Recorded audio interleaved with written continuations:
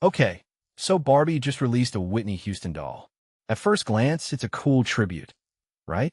But wait, let's really unpack this. Why Whitney Houston? Why now?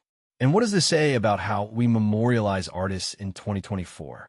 Personally, I think this goes way beyond a toy. It's a cultural statement. Let's break it down. First, the doll replicates her iconic 80s look from the I Wanna Dance with Somebody video. Pink dress, curly hair, those statement earrings. It's a snapshot of a specific era. But here's the thing. Whitney's legacy isn't just about fashion. She was a vocal powerhouse who shattered racial barriers in pop music. So why reduce her to a visual caricature? Don't get me wrong, the outfit is fire, but does it capture her essence?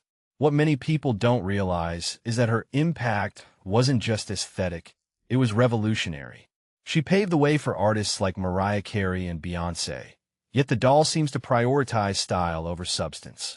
Now, the Barbie Signature Series has done this before. David Bowie, Elvis, Tina Turner. It's a trend, turning legends into collectibles. But this feels different. Houston's estate is involved, sure, but let's not ignore the commercial angle. A doll like this costs $30 to $40. Is this honoring her legacy or monetizing her image? Especially when her family is still navigating her complicated history with addiction and the music industry's exploitation. In my opinion, there's a fine line between celebration and commodification here. What's fascinating is the timing. The doll dropped on what would have been her 61st birthday, almost 4 decades after that hit song. It's strategic, right? Nostalgia sells. But does it also keep her music relevant? Maybe. But would new generation discover her through a doll? Or is it just a cash grab for existing fans? One thing that stands out is how Mattel cherry-picks artists who were both iconic and marketable.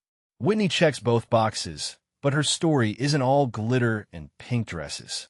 There's pain, struggle, and industry battles that a plastic figure can't capture. And let's talk about the broader implication. We're seeing a surge in posthumous tributes, holograms, biopics now to dolls. It's like society is trying to immortalize artists as frozen artifacts. But does this actually preserve their legacy or just create a sanitized version? From my perspective, it's a bit of both. The Whitney doll might inspire a kid to listen to her music, which is great.